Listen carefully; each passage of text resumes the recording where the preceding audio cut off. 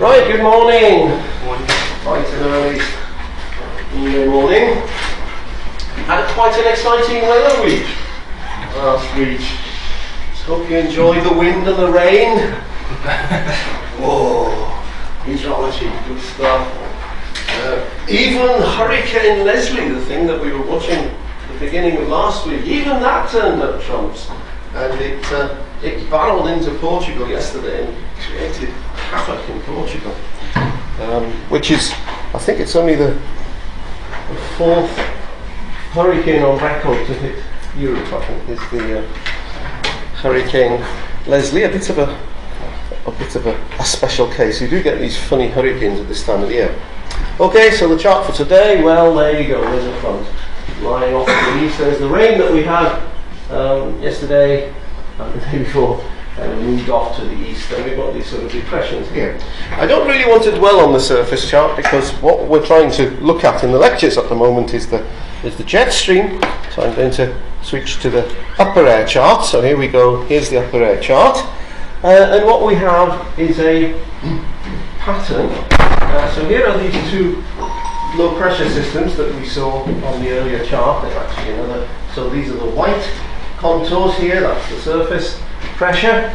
So we've got high pressure over to the east, over Ukraine and Belarus there. We've also got high pressure, as we usually do. This is the subtropical high pressure, the Azores high. They are the Azores there. And then we've got obviously this band, cold to the north, and then we've got this band. But a split though in the flow in this region to the west of the UK. So some of the flow goes down south, and some of them goes up north. This is called block. So I'm going to show you the same pattern. I'm going to show it. This is at 500 millibars. Okay, I'm going to show you the same pattern above and below. So what you'll see, what I hope you'll see anyway, is that focusing on the black lines in these plots, you will see that the pattern is quite similar. So if we go down first of all, so this is 700 millibars, so that's 500. Notice what we've got as our key features. So highs here, low teal, these plots means low, some low pressure to the south of, low heights to the south of the UK, and then this jet stream. So if I look at 700 millibars, this is very similar. So what we have is the high to the southwest. There's a big high again in this in Asia, Eurasia. Go to the north, and here's this jet, and again it splits. So we've got this flow going down that way and the flow going up that way. Again, that's 700 millibars, which is about 3 kilometers. So these numbers here are around 300. That's 3,000 meters. And so that's around 3 kilometers. 3 kilometers is in the lower troposphere. Troposphere is about 10 to 12 kilometers deep. And so it's above the boundary layer, so it's free troposphere, just above the boundary layer really in some parts. And then if we skip up now and look at the chart at the jet stream level, so this is 300 millibars. That's it at 300 millibars. Now the colours, unfortunately, rather disorient you on these charts, and you think, oh, that chart's changed. Well, ignore the colours and just look at the lines. So what do we see?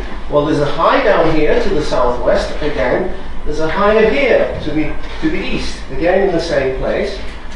The cold and the low pressure. There's the T, which is the low. The low pressure's there. And again, if we look south, we again see this trough here in the flow at 300 millibars, and we have this split. But now very clearly we can see the split in the jet stream. Some of these contours go off that way, some of these contours go off that way.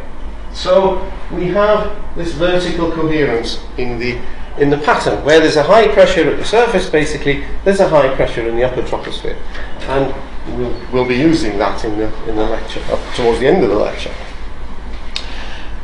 So I've said a little bit about this thing being a blocking pattern. What does that mean? Okay, so a blocking pattern is a pattern where the Rossby waves that come down here, so these undulations in the flow here are called Rossby waves, and they basically don't propagate the whole pattern tends to stay still. So if I play the animation, so this is the animation, and what you basically see for several days, this flow remains pretty much in the same place. We've got a trough, it cuts off, then this thing builds up again, and then finally, as this animation goes on, in this animation anyway, the whole thing starts to go back to jet stream, and now you start to see these things propagating through again. Okay, so that's a propagating Rossby wave. Now, what actually will happen in reality, I don't know, because these forecasts are going on for a very long time, so let's stop that. But occasionally we can get these blocking patterns, and they last for, well, they can last for months actually, but weeks is quite typical. And if you get this sort of pattern very often in the middle of the winter, and you tend to, this is when we had the very cold weather in the spring, and that's what we had in the spring. We had a block up to the north of us, and it was dragging easterly winds towards us. Remember the beast from the east. This was this amazing day when there was easterly winds all the way across the Atlantic, all the way from Russia to the west coast, to the east coast of America, on one day last spring. So that's one thing I wanted to point out. Okay, the other thing I want to point out, which is kind of something I'm going to pick up more tomorrow, but still worth pointing out. Here's our front again, marked on the surface chart. And what I'm going to do is to look at a cross section across 60 north. 60 north is around the tip of Norway there. There's 60 north. So I'm going to look at a cross section along this line here. The site that I'm looking at provides this cross section. And so if we concentrate on the figure on the right, the coloured figure, so this one. Okay, so what is this? Well, it goes from 1,000 to 200 millibars, so this is height along here. This is distance from 15 west to 30 east, so it's basically across this line here. 15 west is around here, and then 30 east is around here, so they're marked on there. So it's looking at the cross section, and we know that there's this front in this region here. Now you can see the front. These are the Norwegian mountains, which obviously show up as there's no atmosphere there, so they show up as grey. And very clearly you can see, as you go from west to east, you're seeing going from green colours to yellow colours, right? So that means it's getting warmer. So as you go from west to east, along 60 north, it's getting warmer. And that's true more or less at all levels in the troposphere. So we can see, even at this high level here, we start with purple over here, and we end up with sort of bluish colours over here. Obviously, these are the colours of temperature, thermodynamic temperature. So the greens are around 0 to -10, and then these purpley ones at the top, they're sort of -40. Obviously, it gets colder as you go up. Now, the other thing that you can note on here is pretty clearly this gradient tilts with height. So if I follow the line of my pointer there, you can see coming down here from the tip of the Norwegian mountain westward. So we can see that this temperature gradient tilts with height. That's the front. The front is the temperature gradient. And this tilt with height is very typical of the way that fronts work. So I shall be saying a little bit more about that tomorrow, but I thought I'd pick it up since I had a nice north-south front to play with. It's sometimes these cross sections can only be done along latitude or longitude lines, and if the front is sort of that way, it's a bit more difficult to see these things. So that's a cold front. Cold front because it's moving from west to east, and it's colder behind and warmer ahead. And of course we know that it was quite an active cold front. There was quite a lot of rain on it. So those are the things that I want to sort of develop then in this lecture. Yeah. So any questions on the weather? Don't ask me what it's going to be like this week. It's supposed to be quite a nice week actually, not too bad. High pressure coming in towards the end of the week. So right. So let's have a look then at some of the theory. Now I'm going to start off with some basic equations. We've met two of the fundamental equations of meteorology already in the course. That's the momentum equation, of course, which we looked at last week, and the thermodynamic equation, which we looked at earlier in the course. So we need an equation, though, to link those two, and one of the key properties of the atmosphere that we certainly know about is that the mass of the atmosphere is conserved, right? So we don't have a lake of liquid nitrogen anywhere on the Earth's surface. So the amount of material, amount of mass, it's nearly all oxygen and nitrogen. Oxygen and nitrogen remains in the gas phase, and the mass of the atmosphere is conserved. So we obviously have a sort of bookkeeping equation, and this is called the continuity equation. Now, in its most general form, of course, the continuity equation has to take account of the possibility that the substance you're looking at is created and destroyed. If you looked at water vapour, you would obviously have to include evaporation and condensation. But here I'm just looking at the mass of the atmosphere as such. Okay, I'm going to do this both in geometric coordinates, in other words, I'm going to use x, y, and z, and in pressure coordinates. Well, there's a fundamental difference between the two, which starts to bring out why we use pressure coordinates. So this is going to show you another big advantage of using pressure coordinates. Now, this is really quite a simple piece of arithmetic, but basically delta x, delta y, and delta z are the dimensions of this little cube. Its mass is clearly equal to, I've written it as delta m. It's meant to be an infinitesimal cube. Density of the material times the volume, so that's the mass. And then I'm going to say, okay, what's the rate of change of this mass? And this is these full D's mean the material rate of change, the Lagrangian rate of change. And of course that's equal to 0 because mass is conserved.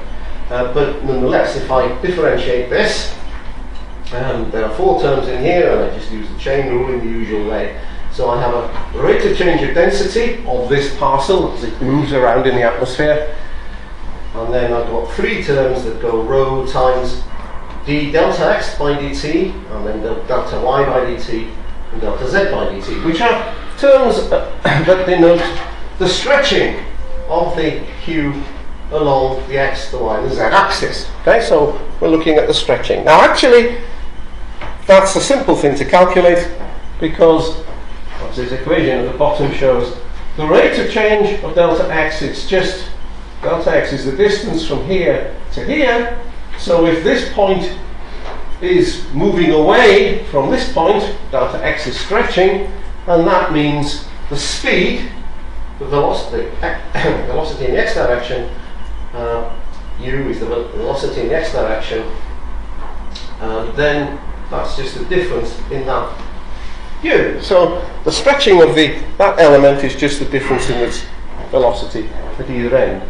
And so obviously, because this is infinitesimal, we replace that by the partial differential du by dx times delta x. That's because we've now switched from looking at the cube to looking at the velocity field in the fluid.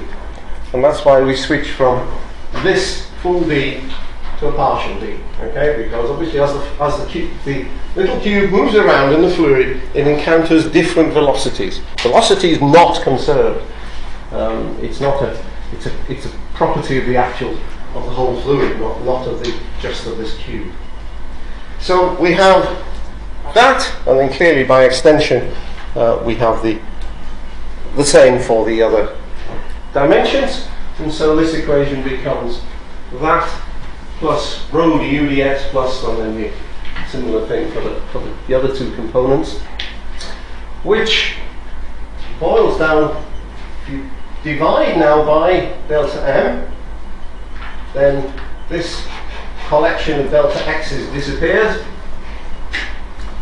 and we are left with 1 on rho d rho dt plus div v, and we have this equation here in red. So that's just the mass continuity equation, and what it says, okay, div is the divergence vector, so it basically relates the divergence to the change in the density And that makes sense. I mean, if this is positive, this divergence, what's going to happen? Well, if it's positive, then the cube is basically getting larger, its size is increasing, but of course its mass remains constant, and therefore its density must decrease. Yeah. That's just bookkeeping. And that's the equation that we have. Okay, so we don't often use the equation in this form because we don't often use geometric coordinates. We tend to use, or we try to use, pressure coordinates. Now let's try doing the same thing. So I'm going to do exactly the same calculation, but I'm going to use pressure coordinates. So this time, rather than Z, I'm looking at a delta P for this little element. So the mass of the element, the thing that's conserved, is always the mass of the element.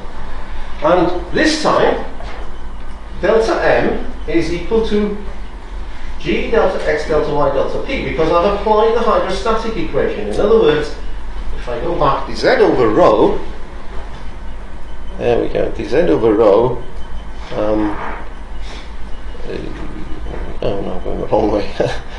There we are, rho dz, rho delta z, so they were rho delta z dp over g. Now, you might say, oh, well, there's a minus in there, what's happened to that? Well, mass has to be positive, and so I've dropped the minus sign. In principle, it ought to be delta.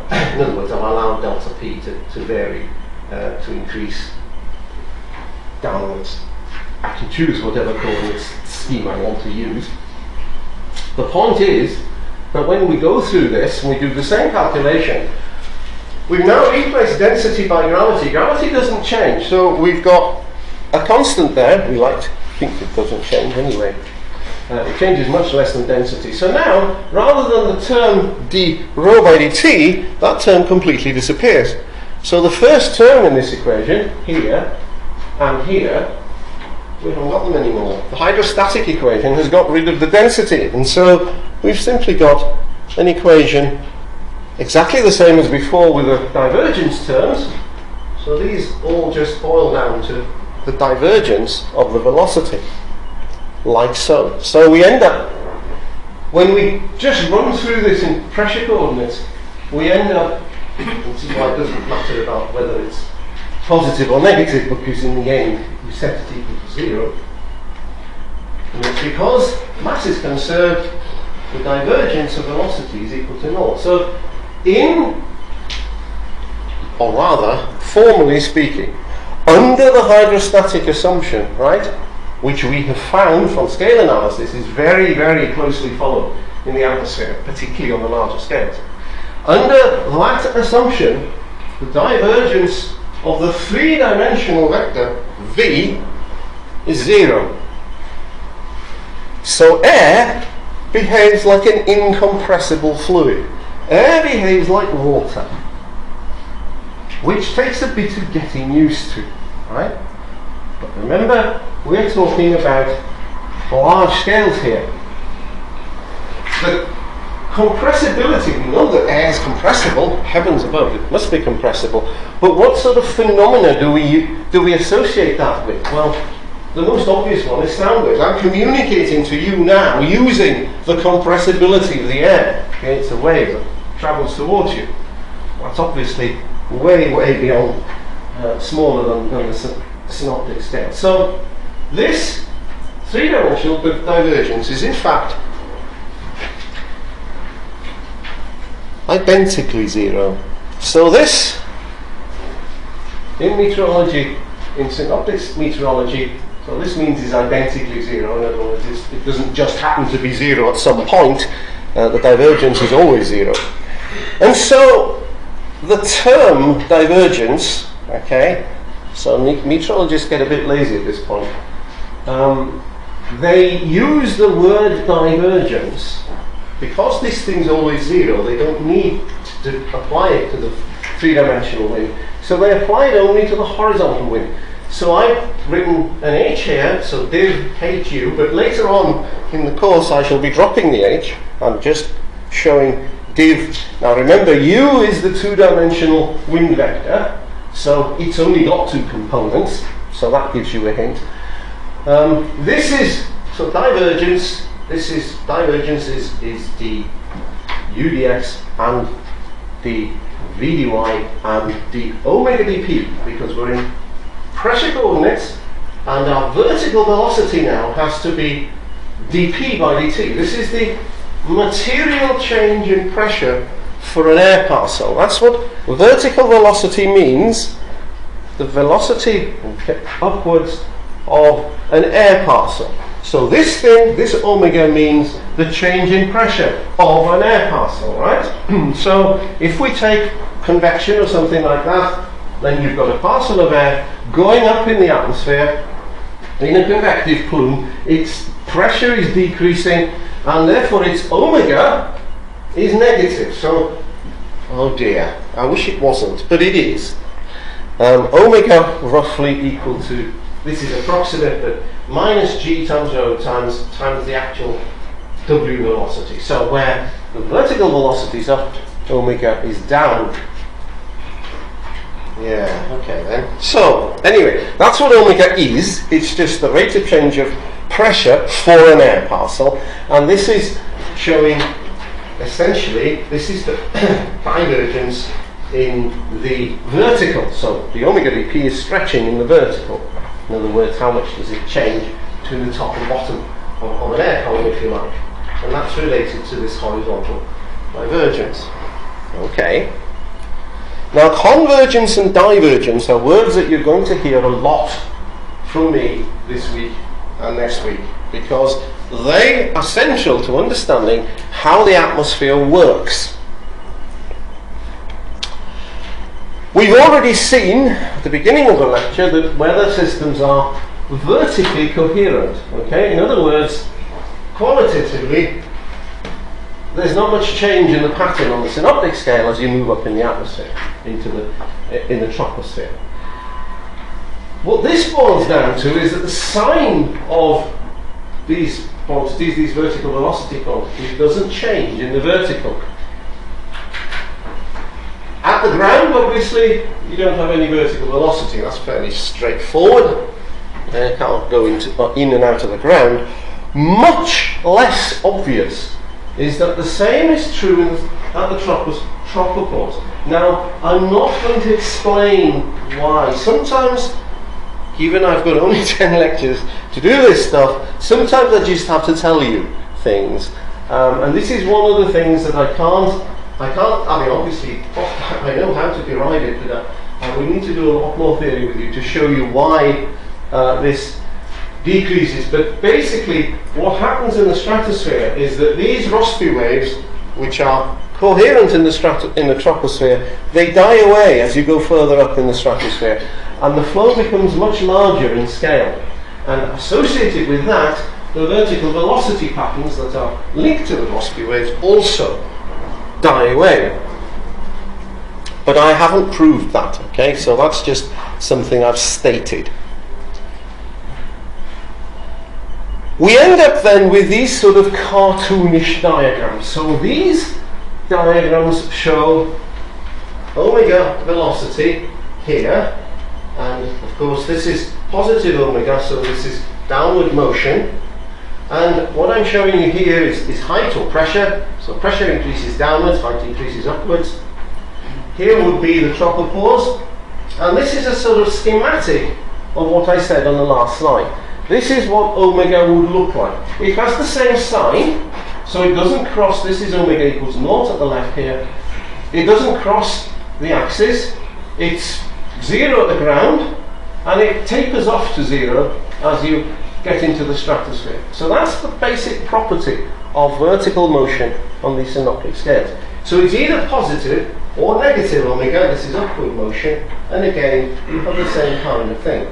Okay, how's that related to divergence and convergence? Well, this kind of just basic schematic saying omega has to be 0 at the ground, it reduces to 0 in the stratosphere.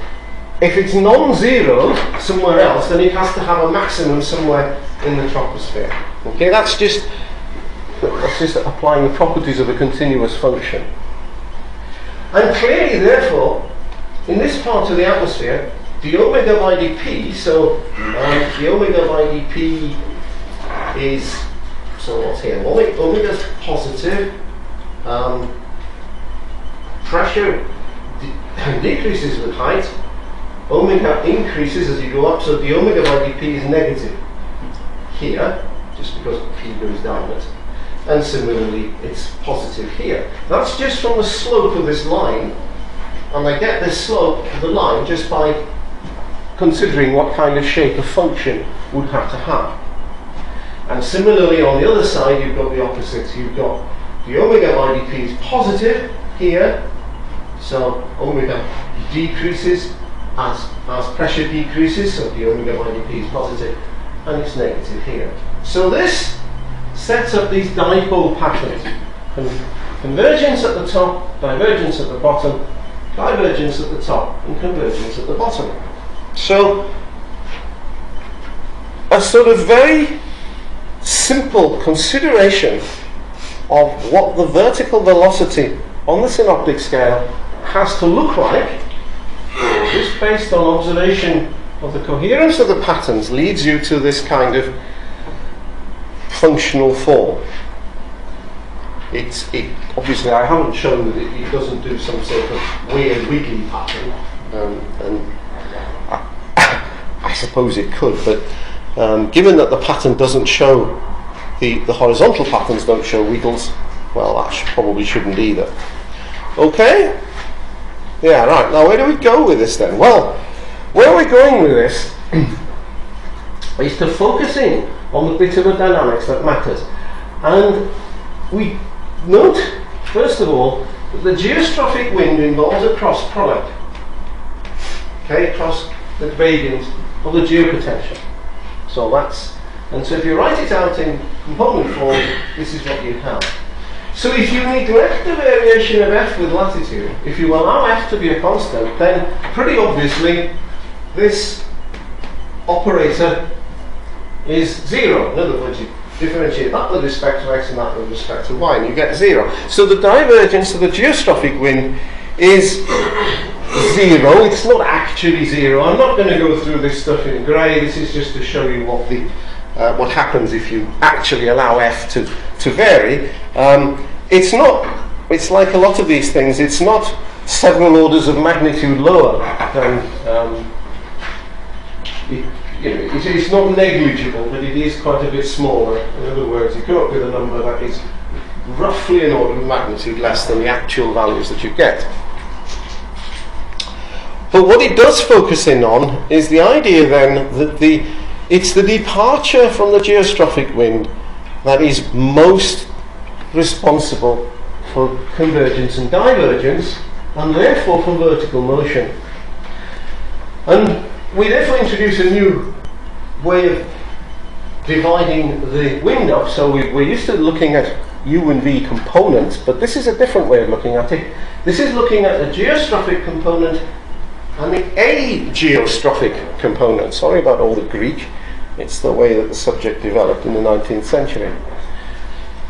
If the divergence of this component is very small, then the divergence and convergence depend mainly on departures from geostrophy. So even though the ageostrophic wind is much smaller than the geostrophic wind, when we look at the divergence and convergence patterns, it goes the other way around.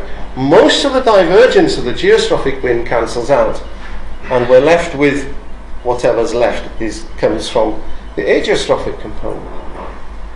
Alright, what's this ageostrophic component then? Why can we do anything with this? Well, yeah, we can. This is what we can do with it. We can go back to our momentum equation. Here's the momentum equation, du dt minus phi minus fk cross u. And of course the geostrophic wind is defined as something that takes these two terms out. But therefore, by definition, if I put ug in here, then it exactly balances the pressure gradient, because it's been defined to do that. That's what it is. And therefore, the acceleration is proportional to the ageostrophic wind. So now we've got a link between divergence and convergence and acceleration in the atmosphere. In ageostrophic wind, again, this idea of taking k, cross that equation, and if you take k cross k, it gives you -1. So we end up taking out this minus, and k cross du by dt, so let's just swap them around. 1 on fk cross du dt. The ageostrophic wind, therefore, is proportional to the acceleration, and it's at 90 degrees to the left of it, like this. So here's a jet stream. Okay. So the idea here is that I've got a jet region, a region where the wind is flowing into a jet stream.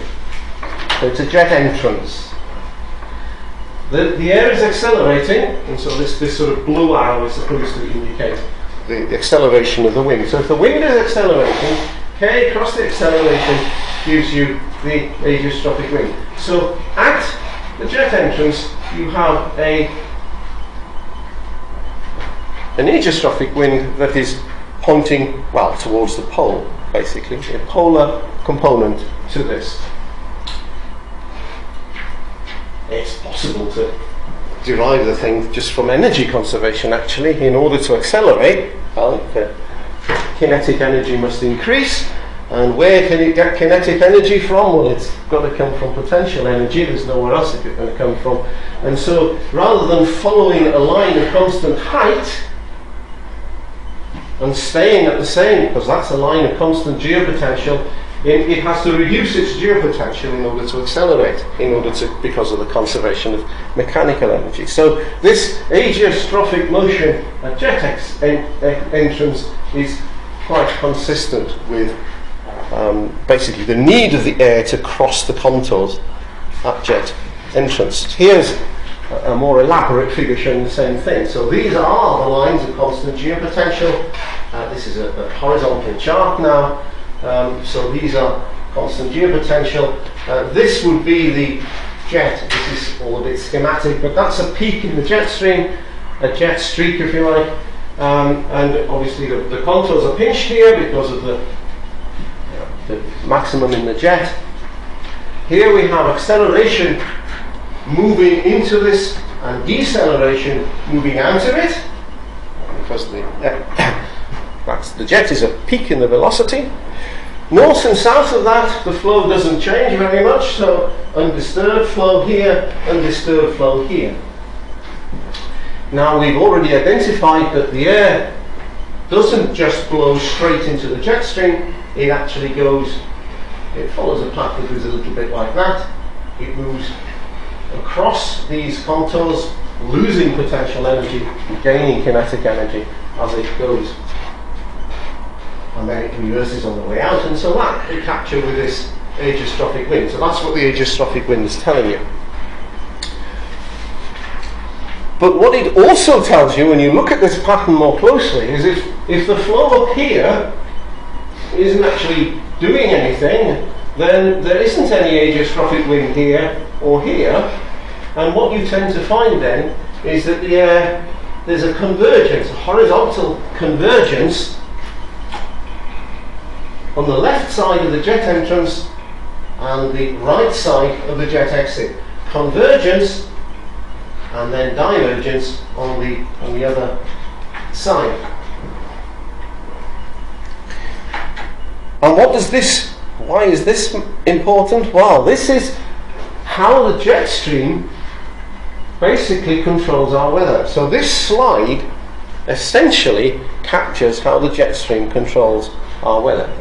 Well, one of the two mechanisms that it does that. In other words, it controls the weather by forcing these patterns of divergence and convergence, because associated with them will be vertical motion. Convergence at the top of the atmosphere means obviously there will be divergence underneath, and essentially what that means, if I go back to my diagram here, so which one is this? Convergence at the top, divergence at the bottom.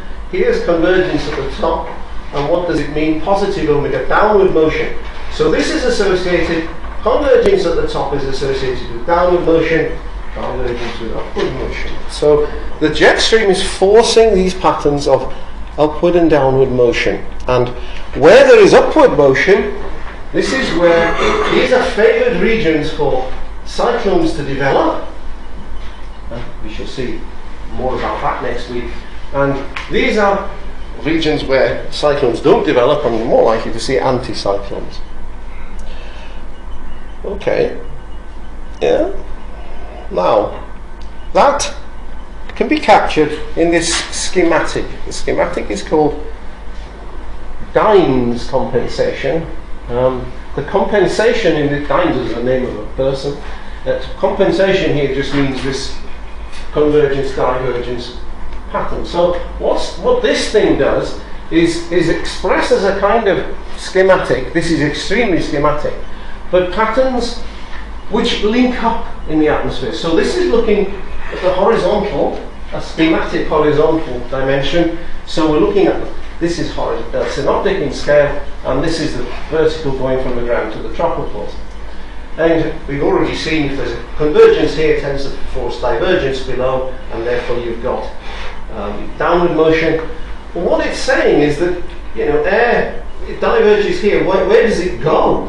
Well, it basically moves along, and somewhere else in the atmosphere there's a convergence, and you've effectively got the same, you've got a kind of cell there. Now this is schematic. It doesn't mean that there's any no air parcel ever does that. You know, that's not the point here. The point is to show that these dipoles are linked up in the horizontal, and areas of vertical motion then are related to these vertical dipoles. So now there's another thing that we can relate this to as well, because we can relate it to where you find highs and lows in the atmosphere. And what we have, if you think about it, so convergence, so here we have a C here, convergence aloft. This is all being forced by the wind of the jet stream. Why? Because that's the divergence is a property of the aegistrophic wind. The aegistrophic wind is driven by is proportional to acceleration, and acceleration is greatest at the level of the jet, right? So those three things together mean that basically these are the things that are driving this circulation. Okay, what does convergence do? Convergence, as you can clearly see from this diagram, brings more air into a column, right? So that increases the pressure.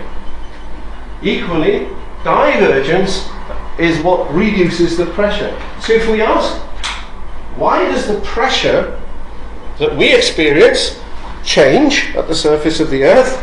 It changes because there's less or more air in the column above us. Pressure is the weight of the air above you. In order to increase the pressure, you have to have convergence. So that's what happens here. Even though there's a compensation, there tends to, because the driving force is coming from the top, there tends to be this coupling of the convergence and divergence. So there we go, relation to the flow. So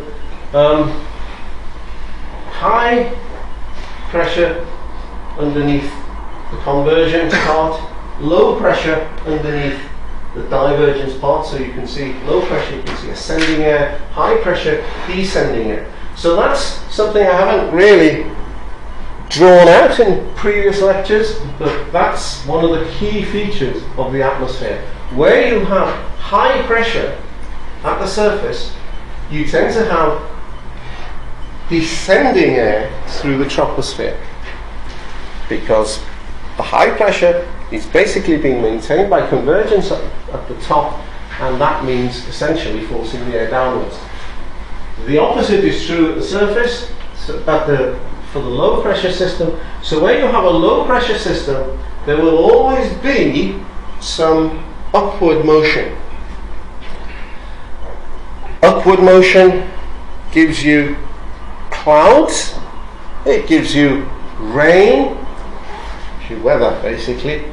High pressure gives you well. It gives you certainly clear skies. Unfortunately, once you get into the boundary layer, then things get a bit more complicated. So we often at this time of the year we can have high pressure, and actually it can be cloudy, but they're shallow. They're shallow clouds, but they're quite thick clouds, and hence the term anticyclonic gloom that you tend to get. Sometimes, of course, you can get clear skies too with high pressure, which in fact we did have today. So so I'm going to have a look at some. In the few minutes I've got left, I'm going to have a look at some convergence patterns. But first of all, just to look at this. This is a satellite image, and this is showing you that there's a lot of clear air today to the west of the UK. So that's Ireland there, pretty clear. Again, you can see on the visible picture it's even more clear. What's the matter with you? Yeah, that's like so. So we can see completely clear air. Well, when this thing's running sequence, you can see that there's this clear slot around there. Over Ireland again, they're having a nice day in Ireland. Clear slot, which is related. Where's my diagram? Yeah. So that was the midnight chart. And you can see that here's a bit of high pressure here, and so in this region here you've got this suppression of the convection and basically no cloud. So that's consistent with downward motion in this high pressure region. Okay, how does that fit in with what I was saying about the jet stream? Okay, here's my 300 millibar chart. So here's the jet stream.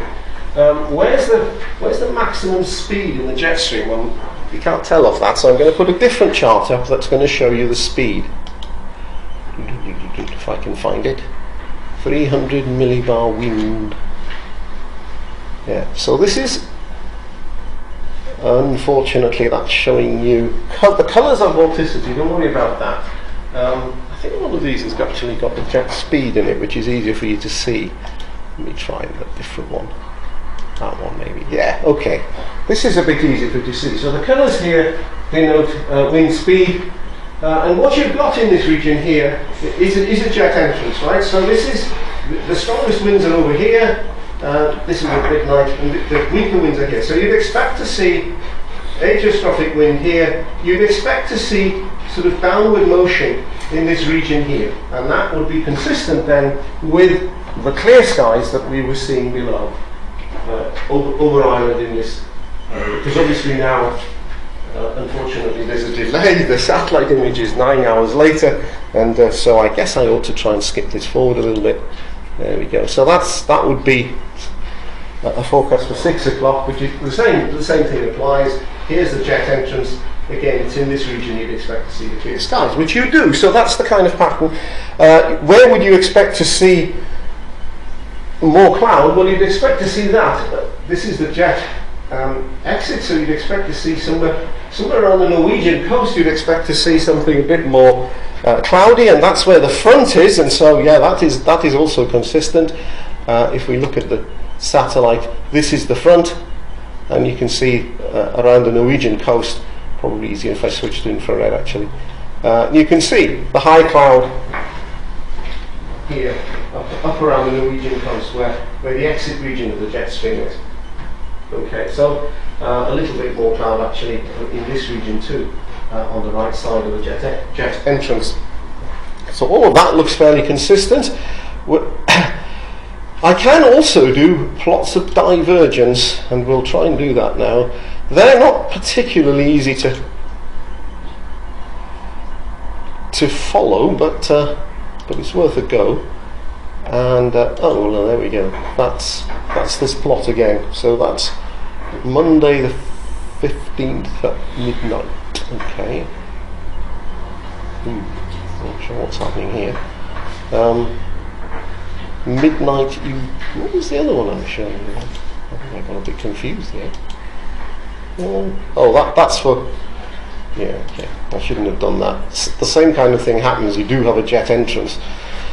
Oops, sorry, wrong day. Anyway, let's have a look at this and see where what you'd expect to see in terms of divergence. So in this case, what you have is here's a plus, and what this is talking about the divergence. So positive divergence.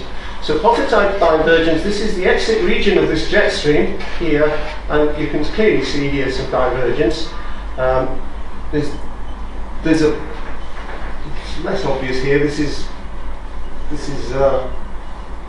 plunging southwards, and so there is a bit of a jet entrance. So you would expect to see on this side of it, you'd expect to see some negative values, which you do. That's convergence, and then you start to see some positive values as you come the other side of it, which again you see there. So a little bit difficult to follow.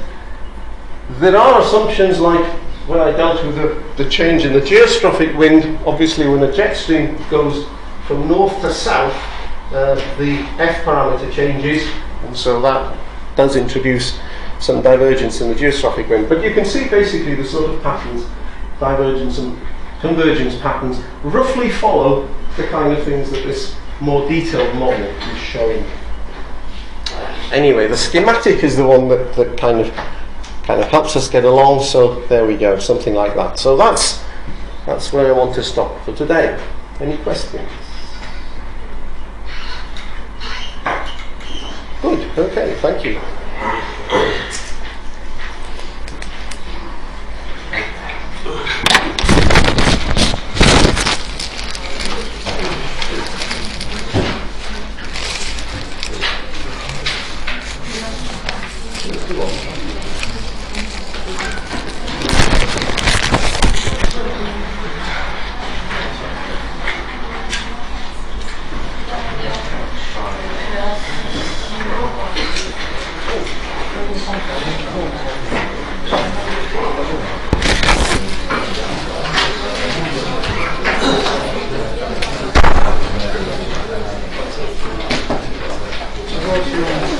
Hi, Gary. Hello. I think here should be 1 over G because the is it 1 over G? Let me see. So these edges dp over G. Yeah, sorry. You're right. I mean, it obviously comes out to the correct solution. Yeah, because it's a constant. Yeah, sorry. I'll correct that.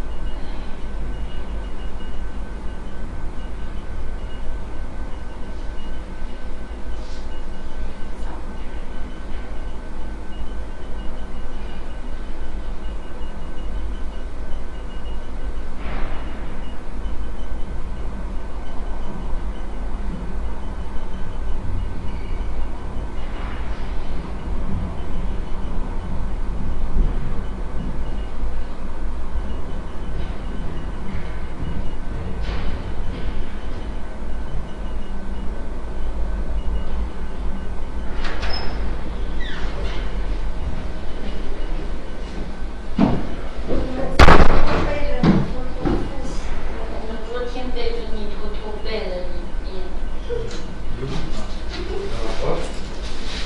西北调。难道今天是被酒输的大王者？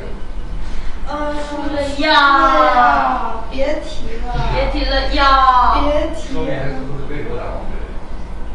别提了，输了什么的？一塔湖地的一阶都没了，完了，你们再往一阶都没了，真的要命。走了。别扫了，刚刚跑。好嘞，谢谢。啊，也有重新做。我今天背到都屎都烂到都，哎，不能再烂。我发现我现在真的很难睡觉，自从这个事件之后，每天都睡不着。我昨天又是2点多睡的。